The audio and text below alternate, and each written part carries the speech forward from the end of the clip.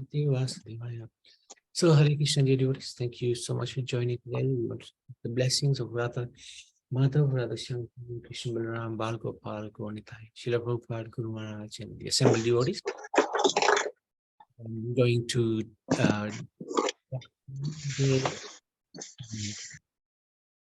in Gujarat to the place of Ranchorji. It's a small city, a municipality in Khada district in the state of Gujarat.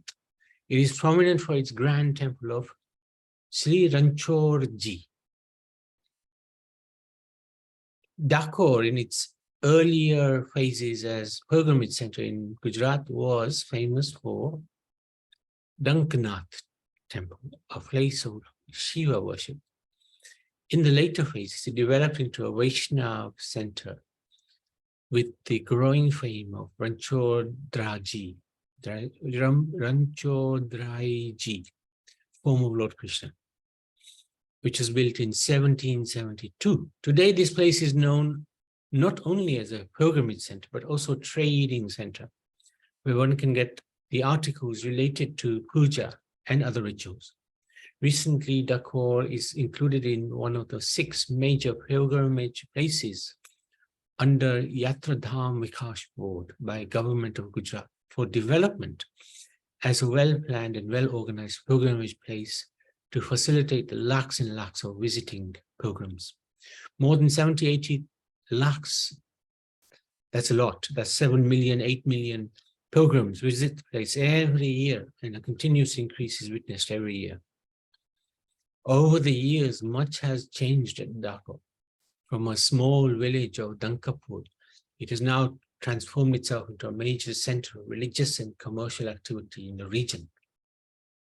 The small shrine of the original temple is now encased in a large temple complex, which has grown up around it. The current temple complex is set in a large square setting. 4 gates pierce the outer walls at the cardinal points. Various offices and storerooms are set around the outer perimeter of the temple. The actual temple is set on a high platform in a complex set in the style of medieval temples in the region. This is Ranchorji, beautiful form of Krishna. And it's a very famous name. I'm not sure if we go through the pastime. The form of Ranchorji is that of Lord Vishnu with 4 arms. This is a flute as well. As is usual with Lord Vishnu, he bears a conch lotus disc and mace in his hands. The lower right arm is held up in the Abhay Mudra, giving protection to all those who come to him. There may be a lotus imprinted on the hand, but it is impossible to confirm that without getting really close to the Lord. As the Lord here is worshipped more as Krishna than Dwakadish, i.e. younger and freer than the mature Lord of Dwaka, his right hand is often shown to hold a flute, a favorite instrument of the Lord in his younger days. The upper right hand holds the mace, and the upper left hand holds the disc, and the lower left holds the conch. Ordinarily, it is difficult to see these ayudhas of the Lord in his hands.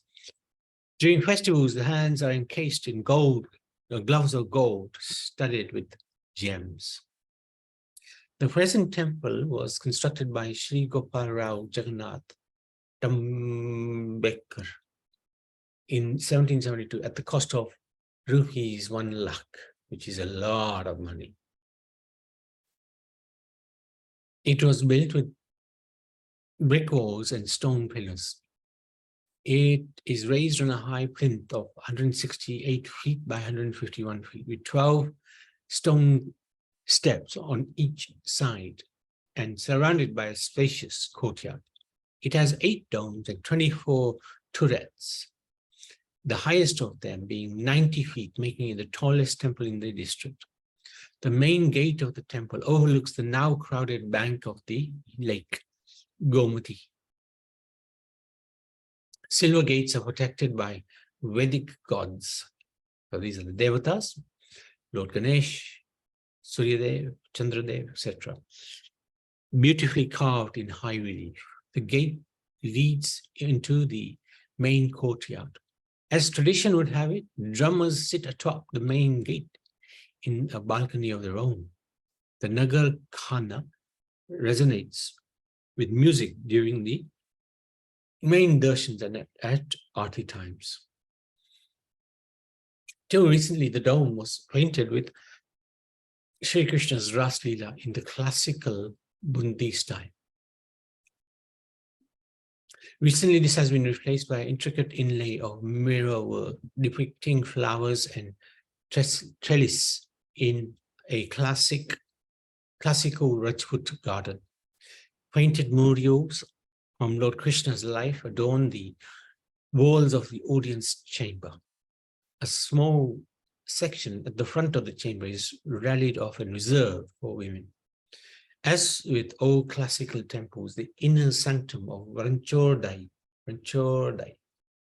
is set in a straight line from the main gate of the temple. The Lord sits under a canopied pavilion in the inner sanctum. The whole structure is raised on a marble platform, and the pillars of the pavilion are covered in gold. The intricately carved doors and windows to the inner sanctum are covered in silver. There are 3 doors leading into the inner sanctum. Door to the right of the Lord comes in from the antechamber, leading to a special bedroom where the priest must bathe before entering the inner sanctum. At Dakor, the Lord spends as much time as possible with his devotees. The main doors of the inner sanctum are open most of the day. The doors only close when the Lord sleeps. So darshan is all the time, pretty much. Then the Lord sleeps during the afternoon and at night. The door to the left of the Lord leads to the bedchamber of the Lord, a mirrored chamber of 1,000 delights. Various beds, mattresses, and blankets are neatly arranged in there for the Lord's comfort. Silver and gold bedsteads are covered in soft cottons and silks. Perfumes and garlands are kept in readiness for the Lord. A small corridor leads from here to the open hall behind the bedchamber, where pilgrims perform various religious rituals to please the Lord. As at Badrinathji in the Himalayas and Tirupati Balaji in South India, at Dakor, the temple of goddess Lakshmi, wife of the Lord, is situated outside the main temple. Lakshmiji's temple is situated in a residential part of the town at a little distance from the main temple. It is believed that the Lord visits his wife on every Friday. On Fridays, a quarterly procession winds itself from the main temple down the lanes and by lanes of Dakor to unite the couple. Very interesting. So the history of Dakor and the temple. In times of Mahabharata, the surrounding area of Dakor constituted the Hidamba Van jungle. It was a dense, very dense jungle. It was pleasant and rich with streams and lakes. It had become an attraction for the sages to establish their hermitage for penance. Likewise, Dakor Rishi had his hermitage ashram in this area. During penance, Lord Shiva was pleased with him and asked him to demand something. Thereupon, Dakor Rishi requested Lord Shiva to remain permanently in his hermitage. Lord Shiva agreed to this request. He disappeared and left behind him his replica in the form of Banlinga, which is known as Danknath Mahadev. Thus, in ancient times, Dakor was known as Dakor, after the name of Dankant Mahadev. It was also known as Karkaria because of many kakras, palash trees in the vicinity.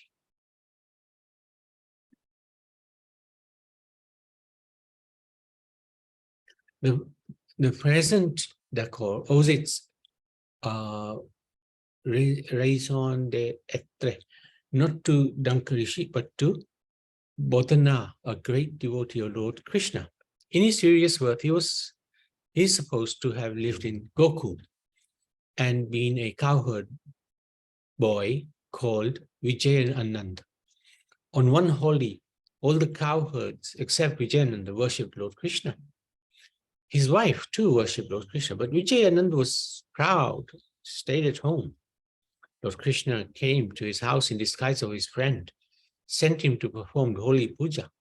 Coming back, he realized that his friend was none other than Lord Krishna. Next day, they fought a battle of color. Lord Krishna lost and fell into the river. Vijayananda went after him, where Lord Krishna revealed his true self. Vijayananda begged forgiveness. Lord Krishna took a pity on him and solaced him with a boon that he would be born in Gujarat again in Kali Yuga after 4,200 years as Vijayananda Bodhana in the house of a Kshatriya, and his present wife, Shuddha, would again be his wife, called Gangabai. When he will give him a glimpse or darshan and relieve him by offering them liberation. So as the legend would have it, Vijayananda Bodhana, Rajput of Dakor, became a staunch devotee of Lord Krishna. He used to let the tulsi grow in an earthen pot and used to take it in his hands, with which he used to go every 6 months to Dwarka to worship Lord Krishna with the said tulsi leaves. He did this continuously, unfailingly, and untiringly till he was 72 years old. He then began to find it increasingly difficult to pursue this ritual. Seeing his plight, Lord Krishna told him that on his ensuing visit to Dwarka, he should bring a bullock cart with him, and Lord Krishna would accompany him to Dakor, as he was exceedingly pleased with his devotion. Accordingly, Bodhana went with bullock cart to Dwarka. Hindu Vaikars, who were the first hereditary priests of Dwarka, handed over the temple to Googly Brahmins due to their indulgence in fighting freedom wars against the British Empire. So the second priest tribe of Dwarka, Googly Brahmins, asked Bodhana as to why he had brought a cart with him, whereupon Bodhana replied that he had done so to take away Lord Krishna. Looking at the ramshackle cart, they did not believe him, but nevertheless locked and sealed the sanctum sanctorium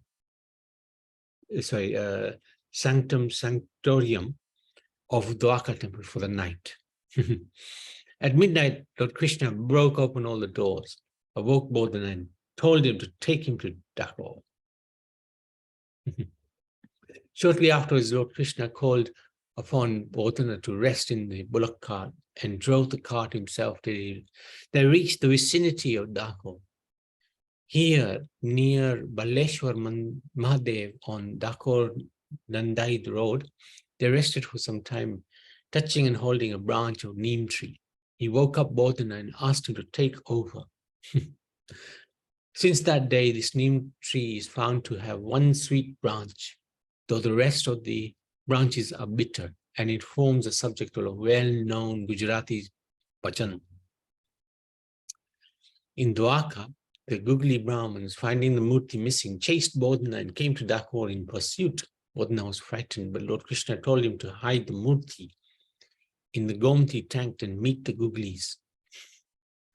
Accordingly, Bodhana hid the murti and went to meet the Googlies with a pot of curd to pacify them. They became angry and one of them threw a spear at him. He fell down dead. Wow. While hunting Bodhana with a spear, it also hurt the murti hidden in the Gomti tank, and the water turned red with Krishna's blood. It is said that even today, the earth of Gomti tank, where the murti lays, red, while the rest of the tank is of brown mud. In the midst of Gomti tank, over the place where Lord Krishna was hidden, a small temple having the Lord's footprints is constructed. And this temple is linked with the bank of Gomti tank by a bridge. Even with the death of Bodhna, the Googlis were not appeased. Requesting Lord Krishna to return to Dwarka, they sat on the banks of Gomti tank and went on hunger strike. At last, Lord Ranchodraji, Krishna, directed Gangabai, the wife of Bodhna, to give gold equivalent to his weight and asked the Googlis to return to Dwarka. Poor lady, the widow of Bodhna, was a pauper and could not afford to do so. By a miracle, the murti became as light as a golden nose ring, half a gram in weight, which was all that the widow of Bodhna, Gangabai, had. The Googlis were disappointed, but the Lord mercifully directed that they could find, after 6 months, exact replica of the murti in Savitri Vav and at Dwarka. The information Googlis looked for the murti sometime earlier than they were told, and as a result found a murti which, although similar to the original one, was smaller. Pilgrims to Dakor still visit the place. It is stated to have been associated with the legend, where the branch of neem tree under which the Lord rested while coming to Dankpur subsequently turned sweet, where the murti was hidden in the Gomti tent, whereupon the balance was set up to weigh the original murti which Bodhna had enshrined. The temple normally opens at 6:45 a.m., closes at 12 noon, between which there are 5 darshans, namely Mangal, Balbhog, Shringhabhog, Gwalbhog, Rajbhog, during which artis are performed. In the afternoon, it reopens at 4:15 p.m. and closes at 7:30 p.m. In between, there are 3 darshans, namely Ustapan, Shyan, and Shakti Bhog. At Uttanapan Bhog and Shyan Bhog, artis are performed. The darshan times on full day moons are different and are declared by the temple authorities beforehand. For the convenience of the Vaishnavas, desirous to offer additional bhogs to the deity except the scheduled ones, there is a provision in the Dakor temple scheme, and accordingly Maha Bhog, Raj Bhog, and additional bhogs are offered to the deity. Sharad Purnima is the day believed on which Lord Krishna came to Dakor as Ranchodraj with his great devotee Bodhana. So, this is Dakor, very interesting. Oops. I just wanted to check where Dakor is in relation to everywhere else. So if you just bear with me for a second. And Ranchor is an interesting name because it means one who runs away from the battlefield. So Krishna is very famous as a Ranchor. He ran away from Jarasandha one time. He doesn't need to run, but just to have a pastime, he ran away. Why not? He could do anything he wants. So let me just find it. Okay, there you go. Need my mouse. Sorry, 1 second.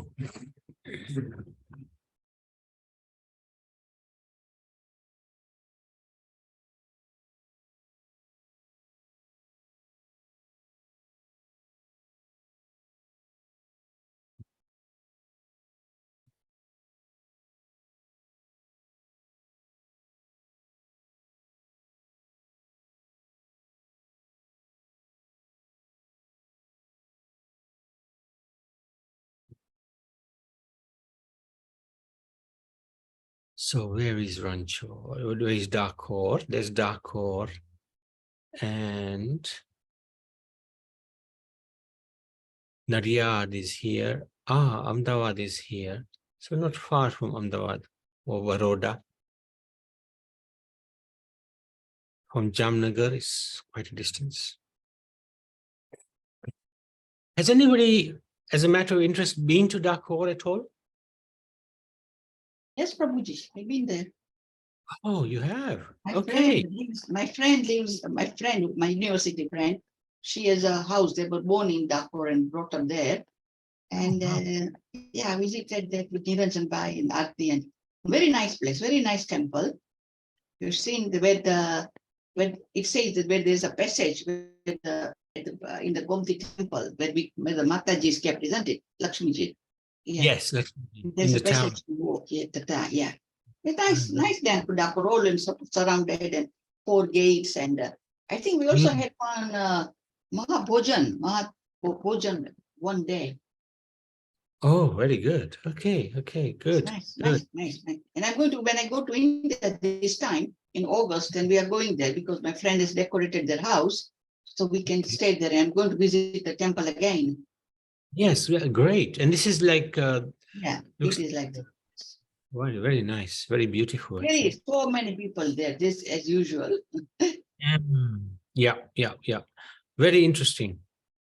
A Okay. huge courtyard where lots of things for the prasad and Mm. for the temple and Dakor Kavada and Dakor Napachia and everything is sold there. Lots. Very nice place. Brilliant. Okay, very good.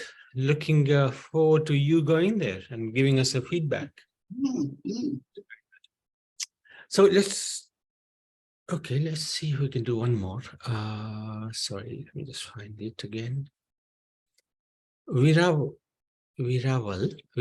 is very close to Somnath. We talked about Somnath, and it's only like 6 kilometers away or something like that. And Veraval, 7 kilometers from Somnath, is a municipality and the headquarters of Gir Somnath district in the state of Gujarat. It's also known for the hub of fishing industries. Yes, quite a smelly place. It was founded in 13th, 14th century by Rao Viravalji Vadar Rajput. Present name is believed to be derived from its old name, Velakul, meaning port city. Veraval was once fortified port town of royal family of Junagadh. It was part of the kingdom of Junagadh till 1947, when Junagadh was merged with Bharat. The city still bears some remnants of the old Nawabi heritage, the Nawabi summer palace being amongst them. There are ruins of the old Nawabi fort and Nawabi gates in and around the place. The old walls of the fort are now ruined, but impressive Junagadh Gate and Patan Gate are still seen, but in a very bad state. Hmm.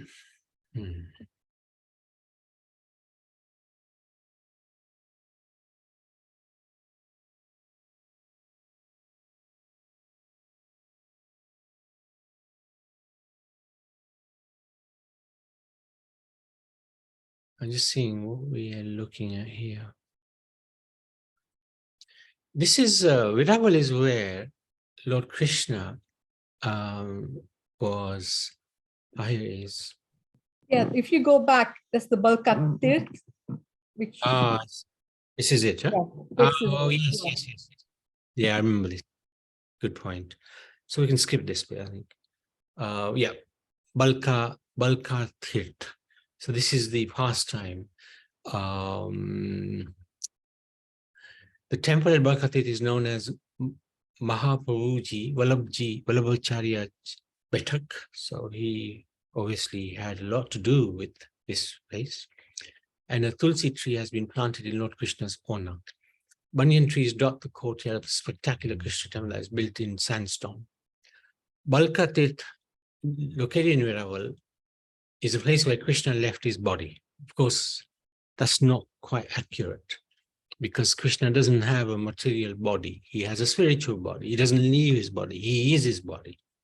So when he returns back to the spiritual world, he goes with his original body, which is completely spiritual.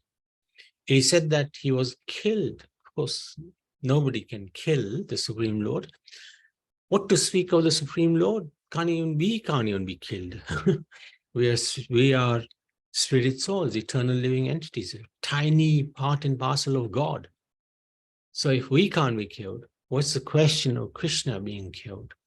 So sometimes the way these things are written are so inaccurate.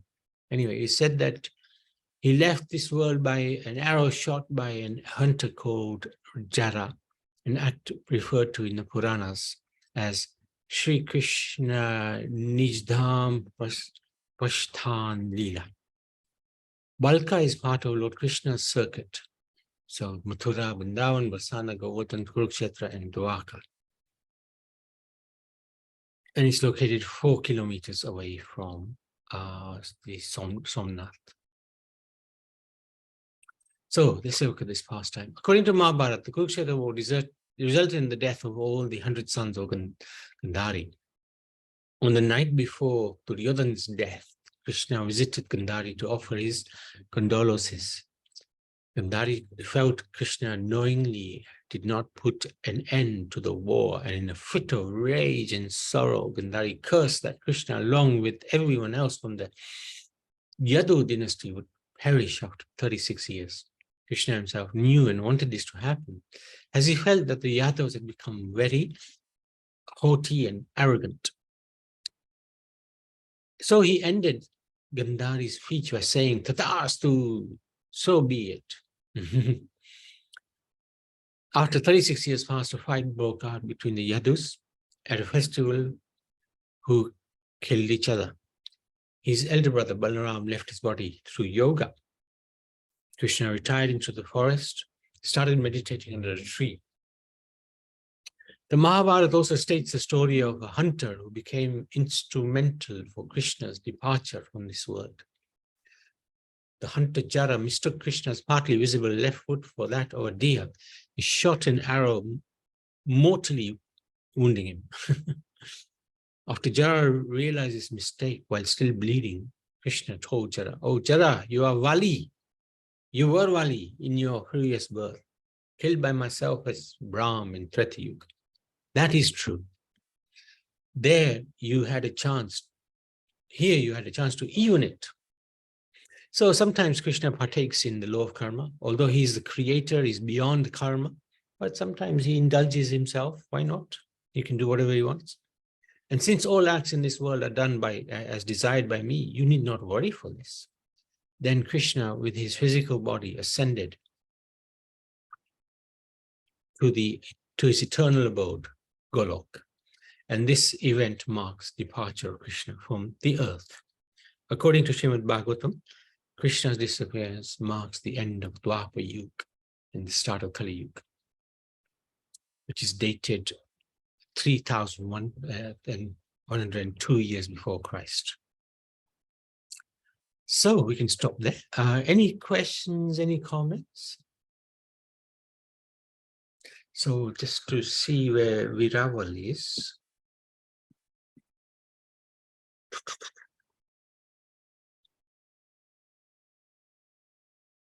Right, Veraval is somewhere here. This is where Somnath is, in Gujarat. And very close to Somnath is Veraval. If you go a few slides back, you'll have it. I've got- Yeah. I know, but it's very close, isn't it? That yeah. There. Yeah. Good. Any questions, any comments? Karuna, you into Veraval, right? No, Prabhu. I've been only to Somnath. Okay. Okay, so let's stop there. Veraval ki jai, Dakor ki jai, Ranchor ji ki jai.